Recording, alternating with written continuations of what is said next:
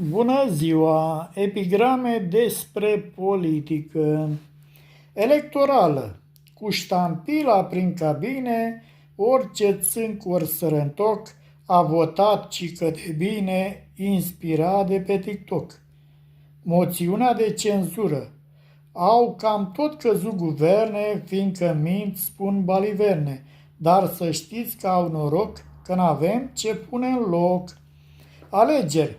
Politicienii fac prelegeri să te cheme la alegeri, dar aici vrei nu vrei, se aleg tot ei între ei. La alegeri. Ieri în blugi multe cucoane au votat pentru banane și acum, cum vedeți, au primit mulți castraveți. Îmbuibatul politic.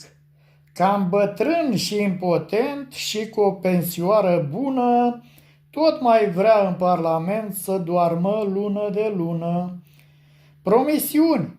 Promit că n-am să vă înjur dacă taxați pupatul în cur. Și rog presa cea mare să facă listă pentru așteptare. Sporul la stat. Alesul nostru bugetar pe toate le ocolește. La muncă vine tot mai rar, dar sporurile nu-i lipsește. Mulțumesc!